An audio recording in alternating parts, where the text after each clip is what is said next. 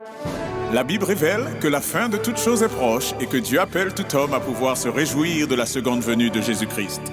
L'objectif de cette présentation est de vous préparer à être du nombre de ceux qui gardent les commandements de Dieu et le témoignage, la foi de Jésus-Christ.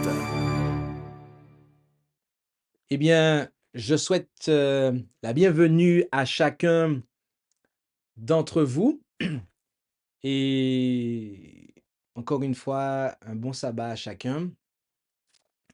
Nous allons poursuivre notre série d'études sur le thème qui est en fait la question: que faire pour être sauvé?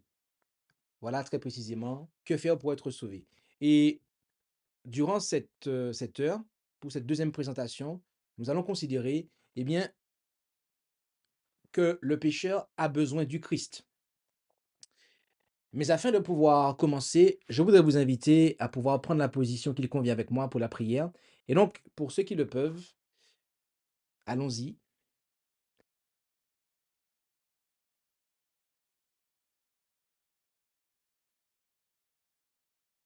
prions.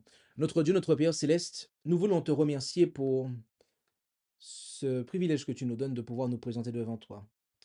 Et alors que nous désirons ouvrir ta sainte parole pour considérer, eh bien, ce que tu as à nous dire, la réponse que tu as à nous apporter à cette grande question, cette question fondamentale et ô combien importante, la première des questions que un homme devrait se poser, eh bien, nous te demandons de nous conduire et que tu puisses nous montrer et nous apporter la réponse à cette question, point par point, et notamment sur ce que nous allons considérer aujourd'hui.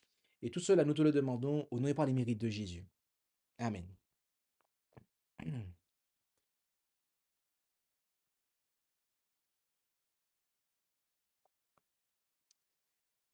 Ainsi,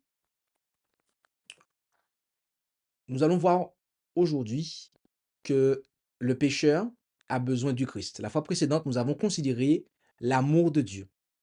Et je voudrais inviter toutes celles et ceux qui rejoignent cette série de présentations ici à prendre le temps de pouvoir considérer, eh bien, l'étude précédente et aussi toute la série d'études de manière à avoir la réponse globale à cette question.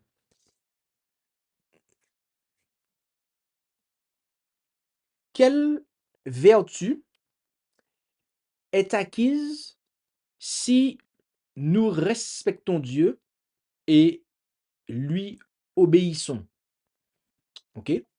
Quelle vertu est acquise si nous respectons Dieu et que nous lui obéissons? Rendons-nous dans notre premier passage qui se trouve dans le psaume 111, verset 10, où il est dit: le commencement de la sagesse est la crainte de l'Éternel. Tous ceux qui s'y adonnent sont bien sages. Que sa louange demeure éternellement. À l'origine, l'homme était doué de facultés nobles et d'un esprit bien équilibré, physiquement parfait et moralement en harmonie avec Dieu. Ses pensées étaient pures, ses aspirations saintes. Mais ses facultés ont été perverties par la désobéissance.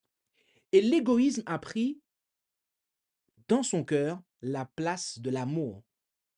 Sa nature morale a été tellement altérée par la transgression qu'il lui est devenu impossible, par sa propre force, de résister à la puissance du mal. Il est devenu captif de Satan et serait à jamais resté en son pouvoir si le Seigneur ne s'était pas interposé d'une manière spéciale. Le but du tentateur était de fausser le dessein en vue duquel Dieu créa l'homme et de couvrir la terre de ruines et de désolation. Cela fait, il se proposait de montrer que ces ruines étaient la conséquence de la création de l'homme.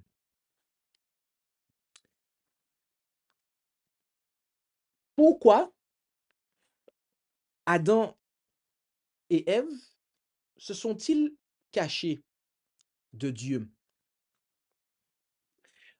Rendons-nous en Genèse, chapitre 3 et au verset 10. Où allons-nous? Genèse, chapitre 3 et au verset 10. Et là, nous lisons ceci. Et il répondit, j'ai entendu ta voix dans le jardin, et j'ai craint parce que j'étais nu, et je me suis caché. Dans son état d'innocence, l'homme vivait dans une heureuse communion avec celui dans lequel sont cachés tous les trésors de la sagesse et de la science. Mais après le péché, après avoir péché très précisément, ne trouvant plus son plaisir dans la sainteté, il voulut se cacher loin de la présence de Dieu.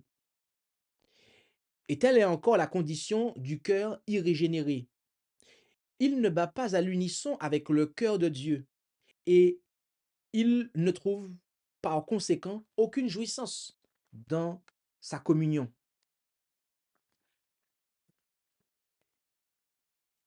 Quelle sera la réponse de l'inconverti en présence du Christ lorsqu'il reviendra?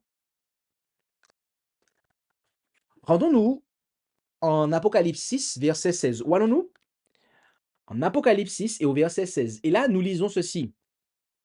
Et il disait aux montagnes et aux rochers, tombez sur nous et cachez-nous de devant la face de celui qui est assis sur le trône et devant la colère de l'agneau. Le pécheur ne connaîtrait pas le bonheur en la présence de Dieu. La société des êtres saints lui serait intolérable. S'il lui était permis de franchir le seuil du ciel, il y serait malheureux. L'esprit de complet désintéressement qui règne en ce lieu où tous les êtres sont en harmonie avec l'amour infini ne ferait vibrer dans son cœur aucune corde sensible. Ses pensées, ses intérêts, ses mobiles seraient en opposition avec ceux de tous ses habitants. Il serait une note discordante dans la mélodie du ciel. Le ciel serait pour lui un lieu de torture. Sa seule pensée serait de s'éloigner de la face de celui qui en est la lumière et la joie. Ce n'est pas un décret arbitraire de la part de Dieu qui interdit l'accès du ciel aux méchants. Ils en sont exclus par leur incapacité de jouir de la compagnie de ses habitants. La gloire de Dieu serait pour eux un feu dévorant. Ils accueilleraient avec joie la destruction pour échapper à la présence de celui qui est mort pour les racheter.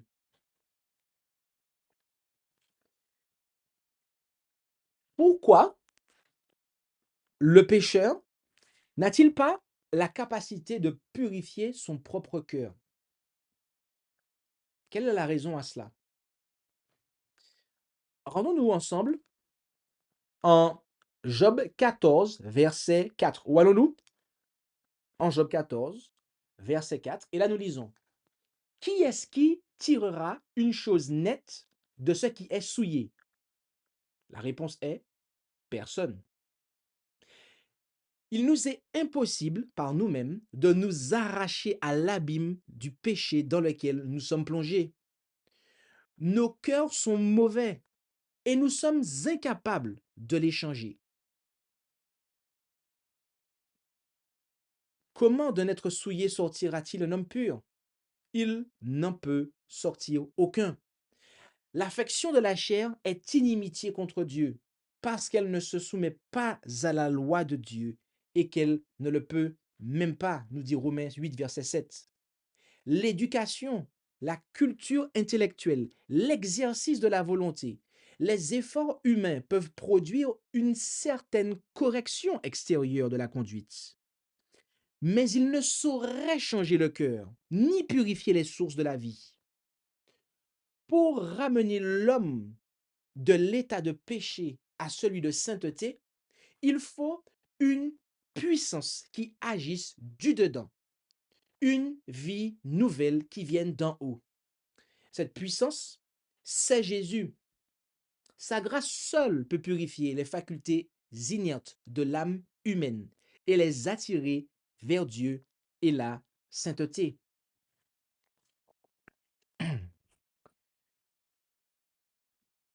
Que doit-il se passer dans notre vie pour nous préparer à entrer dans le royaume de Dieu? La réponse à cette question se trouve dans l'Évangile selon Jean, chapitre 3, au verset 3. Où allons-nous? Jean 3, verset 3. Et il nous est dit là, Jésus lui répondit, en vérité, je te le dis, que si un homme ne naît de nouveau, il ne peut voir le royaume de Dieu.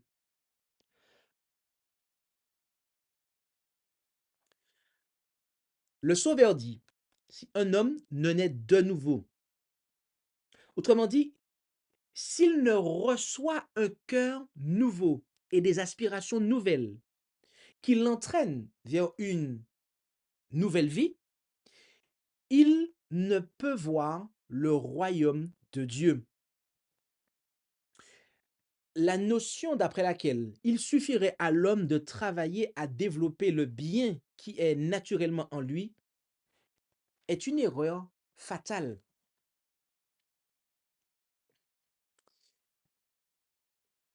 Comment comprendre les choses spirituelles?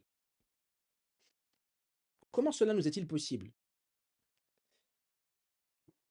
Rendons-nous en 1 Corinthiens 2, verset 10. Où allons-nous? En 1 Corinthiens 2, verset 10. Et là, il nous est dit ceci. Mais Dieu nous les a révélés par son esprit, car l'esprit sonde toutes choses, même ce qu'il y a de profond en Dieu. L'homme animal ne reçoit pas les choses de l'esprit de Dieu, car elles sont une folie pour lui. Et il ne peut les connaître parce que c'est spirituellement qu'on en juge, dit le verset 14. Ne t'étonne pas que je t'ai dit, il faut que vous naissiez de nouveau, dit Jésus à Nicodème en Jean 3, verset 7. Il est écrit, touchant Jésus-Christ, qui est la parole, elle était la vie, et la vie était la lumière des hommes. Jean 1, verset 4. Il est le seul nom qui a été donné parmi les hommes par lequel nous devions être sauvés. Lisons-nous en Acte 4, verset 12. Pourquoi? C'est une grande question. Pourquoi continuons-nous à lutter contre le péché, autrement dit, à nous débattre, alors que nous connaissons la signification de la justice? Rendons-nous ensemble en Romains 7, verset 14. Où allons-nous? En Romains, chapitre 7, verset 14. Et là, il est dit, il ne suffit pas d'entrevoir la bonté de Dieu, sa bienveillance, sa tendresse paternelle. Il ne suffit pas de discerner la sagesse et la justice de sa loi, de constater qu'elle est fondée sur le principe éternel de l'amour. L'apôtre Paul avait connaissance de tout cela quand il disait « Je reconnais que la loi est bonne, la loi est sainte, et le commandement est saint, juste et bon. » Mais il ajoutait, dans l'amertume de son désespoir, « Je suis charnel, vendu au péché. » Romains 7, versets 16, 12 et 14. Il soupirait après une sainteté et une justice qu'il se sentait incapable de réaliser. Et il s'écriait, « Misérable que je suis, qui me délivrera du corps de cette mort ?» Lisons-nous en Romains 7, verset 24. Tel est le cri qu'ont poussé en tout temps et en tout lieu les âmes écrasées par le sentiment du péché. Et tel est certainement le cri que toi, mon ami, tu as pu et que tu pousses à l'heure actuelle au fond de ton cœur. La bonne nouvelle est que pour tous, et pour toi inclus, mon ami, il n'y a qu'une réponse. C'est celle que nous trouvons en Jean 1, verset 29. Voici l'agneau de Dieu qui ôte le péché du monde. Qui est le seul médiateur capable de rétablir la communication entre le pécheur et Dieu? Rendons-nous ensemble en 1 Timothée 2, verset 5. Nous allons en 1 Timothée 2, verset 5. Et là, nous lisons ceci. Car il n'y a qu'un seul Dieu et un seul médiateur entre Dieu et les hommes, Jésus-Christ, homme. Nombreuses sont les images par lesquelles l'Esprit de Dieu s'est efforcé d'illustrer cette vérité afin de la rendre claire aux âmes qui désirent être soulagées du fardeau de la culpabilité. Jacob, après avoir trompé Ésaü, s'éloigna de la maison paternelle, accablé par le sentiment de sa faute. Exilé et solitaire, banni loin de tout ce qui avait donné du prix à sa vie, ce qui l'accablait, c'était le sentiment de son péché, que son péché l'avait privé de la communion avec Dieu et qu'il était abandonné du ciel. Entouré de collines silencieuses, la voûte étoilée au-dessus de sa tête, il se couchait, désolé, sur le sol nu pour y passer la nuit. Pendant son sommeil, il vit une lumière étrange envahir la plaine. Du sol sur lequel il se reposait s'éleva une immense échelle étirée qui semblait conduire à la porte même du ciel. Et sur cette échelle montaient et descendaient des anges de Dieu. Il écouta et, du milieu de la gloire céleste, la voix divine lui fit entendre un message de consolation et d'espérance. Jacob trouva un sauveur répondant aux soupirs de son âme. Plein de joie, il vit le chemin par lequel il pouvait, lui, pécheur, retrouver la communion avec Dieu. L'échelle mystique de sa vision représente Jésus, le seul intermédiaire entre Dieu et l'homme. Dans sa conversation avec Nathanaël, le Christ se servit de la même image. En effet, en Jean 1, verset 51, « Vous verrez, dit-il, désormais le ciel ouvert et les anges de Dieu monter et descendre sur le Fils de l'homme. »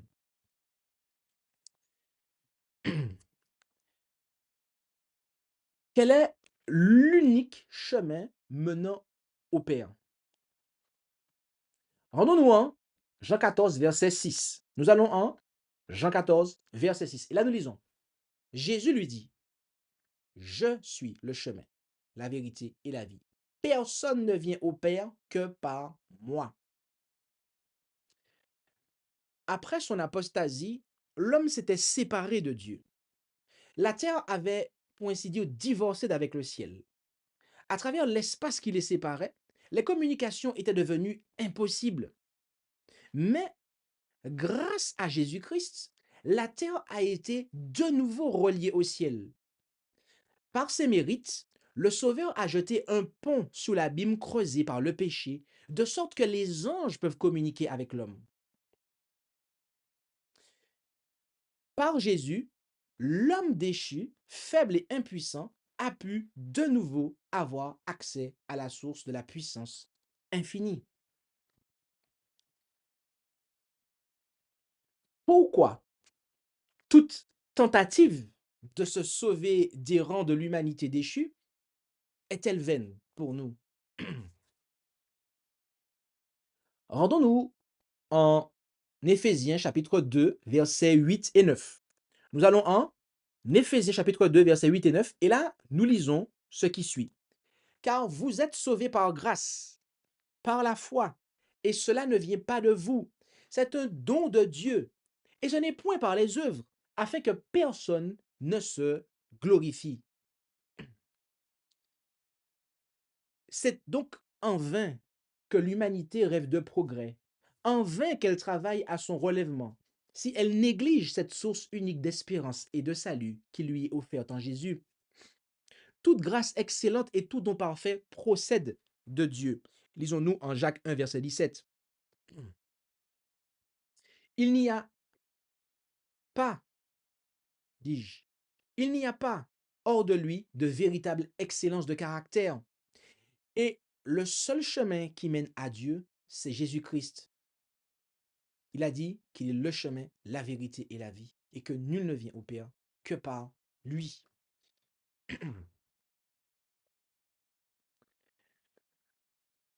Quel grand effort a été fait pour notre rédemption au ciel? Quel grand effort a été fait pour notre rédemption au ciel? Rendons-nous en Hébreux 9 et lisons le verset 26. Où allons-nous? Hébreux 9, verset 26. Et là, il nous est dit, autrement, il aurait fallu qu'il eût souffert plusieurs fois depuis la création du monde. Mais à présent, dans la consommation des siècles, il a paru une fois pour abolir le péché, s'étant offert lui-même en sacrifice. Le cœur de Dieu déborde pour les enfants des hommes d'un amour plus fort que la mort. En sacrifiant son Fils, Dieu a abandonné tout le ciel en notre faveur. La vie, la mort et la médiation du Sauveur, le ministère des anges, les appels de l'Esprit, le Père agissant au-dessus de tous et par le moyen de tous, l'intérêt incessant des êtres célestes, tout est mis en œuvre en vue de notre rédemption. Bien-aimés, arrêtons nos regards sur le prodigieux sacrifice consommé pour nous. Pensons-y en profondeur, longuement, de manière répétitive. Essayons de nous rendre compte de la somme d'énergie et de labeur que dépense le ciel en vue de ramener les égarés à la maison du Père. Des mobiles plus forts et des agents plus puissants n'auraient jamais pu être mis en activité de la sorte.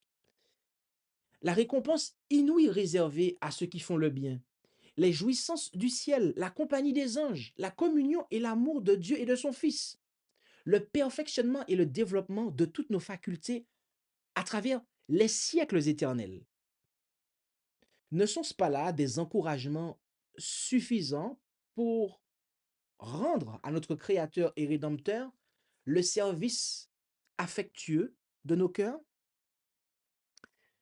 D'autre part, les jugements de Dieu prononcés contre le péché, la rétribution inévitable, la dégradation de notre caractère et la destruction finale sont décrits dans la parole de Dieu pour nous mettre en garde contre les pièges de Satan.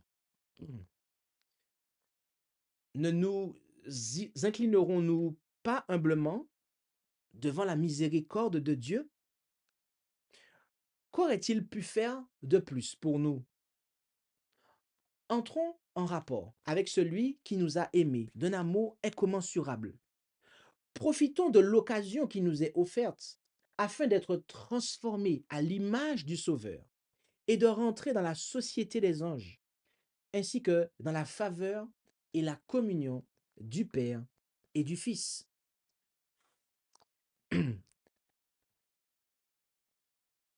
Nous voulons arriver à ce stade, lancer un appel.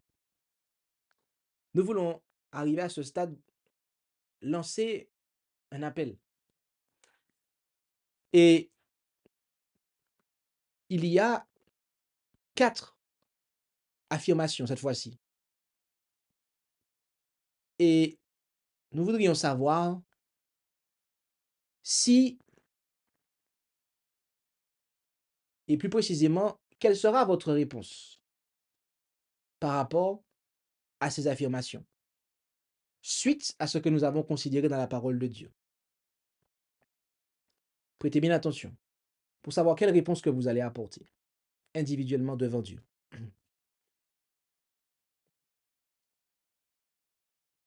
Je comprends maintenant que Dieu créa l'homme parfait, doté de nobles facultés et en harmonie avec lui-même. Puis, par la désobéissance, notre nature s'est affaiblie. Et, sans l'intervention de Dieu, nous sommes captifs de Satan et incapables de résister au mal. Oui ou indécis? Quelle réponse apportes-tu à cette question? Deuxième déclaration. J'ai dit question, mais c'est... Quelle réponse apportes-tu à cette déclaration? Est-ce que te l'appropries ou est-ce que tu ne te l'appropries pas? Deuxième affirmation. Je comprends qu'à cause de cette apostasie, l'homme s'est séparé de Dieu et que le seul moyen de retourner à Dieu est de passer par Jésus-Christ. Quelle réponse apportes-tu à cela? Oui ou est-ce l'indécision?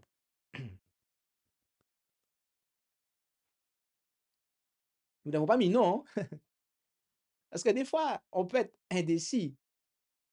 On voit que c'est cela, mais on n'a pas envie de répondre oui. On n'est pas contre, mais on n'est pas non plus pour. On est juste indécis. On est entre les deux. Mais justement, en fait, il y a quand même un écart entre le oui et l'indécision. Troisième affirmation. Je comprends mon impuissance et mon grand besoin de Jésus-Christ comme mon sauveur. Quelle réponse? Comment te positionnes-tu par rapport à cette déclaration, mon ami? Oui ou es-tu indécis? Et dernièrement, je suis reconnaissant pour l'amour de Dieu et le plan de la rédemption. Je désire accepter l'offre qu'il me fait si généreusement. Quelle réponse apportes-tu à cela, mon ami? Oui ou es-tu indécis? Plaise à Dieu que la réponse à toutes ces affirmations soit, toutes ces déclarations soit un oui. Plaise à Dieu qu'il n'y ait pas d'indécision. Et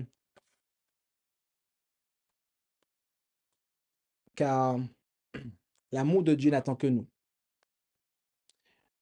Nous voulons savoir s'il y a des questions par rapport à cette étude.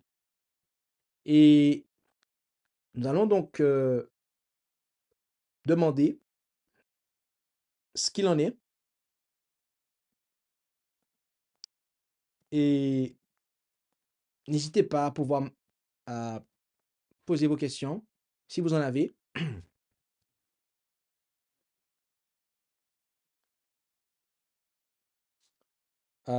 Et nous allons avec plaisir traiter vos questions.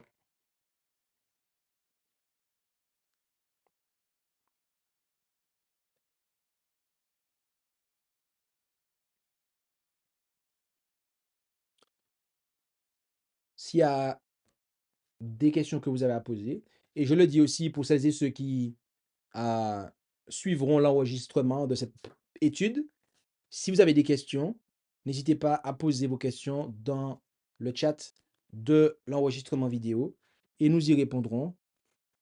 En ce moment, nous sommes très actifs dans cela, dans le fait de répondre à des questions qui ont été posées. Et nous avons la semaine dernière répondu à beaucoup de questions qui avaient été posées que nous n'avions pas traitées auparavant. Et donc, nous continuons à le faire.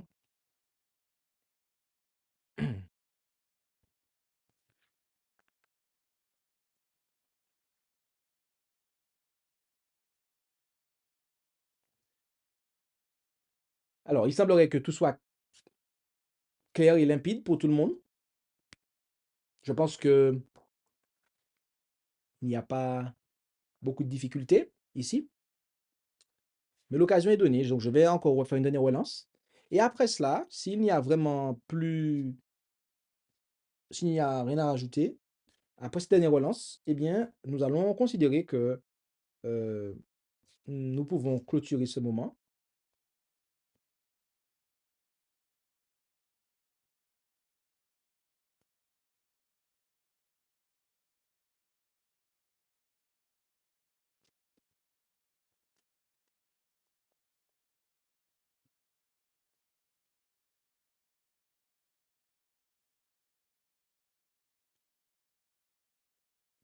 OK, donc je crois que les choses ont été clairement établies.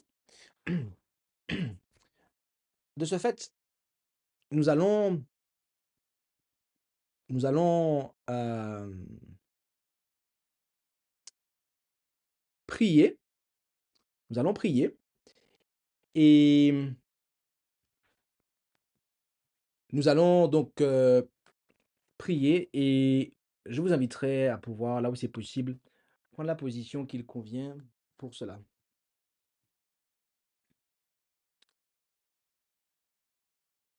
Notre Dieu, notre Père céleste,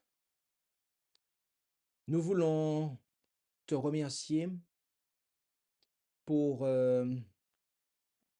ton amour manifesté envers nous, à notre égard, dans le don de ton Fils Jésus-Christ.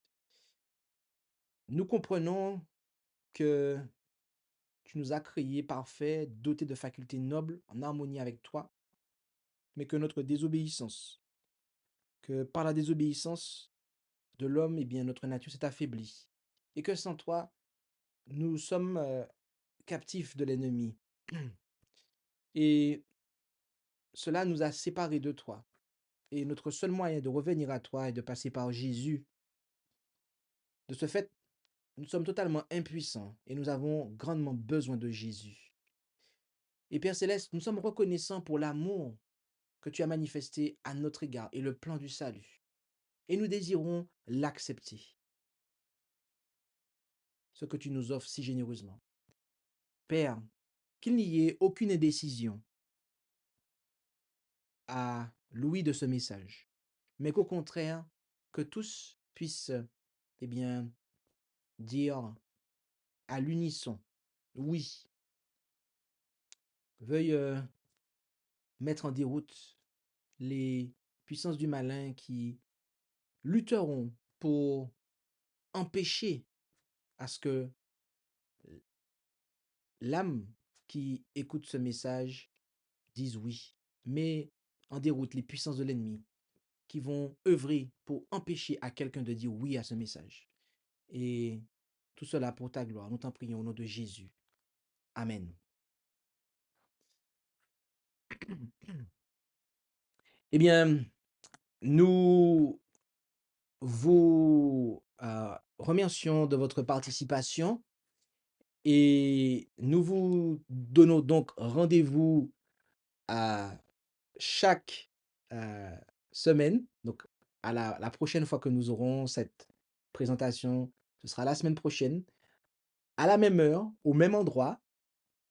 Entre-temps, nous vous invitons à partager ce message autour de vous, en tout cas l'enregistrement, à le partager autour de vous, et que vous puissiez inviter aussi d'autres personnes à pouvoir suivre cette série d'études bibliques sur le thème Que faire pour être sauvé. Ne manquez pas les prochaines études et ne manquez pas cette série, aucune étude de cette série, de manière à ce que nous puissions, eh bien, ensemble, découvrir la réponse à cette question, que faire pour être sauvé. Cela étant dit, je vous souhaite de passer encore une fois une bonne après-midi de sabbat et que Dieu nous bénisse tous. Maranatha.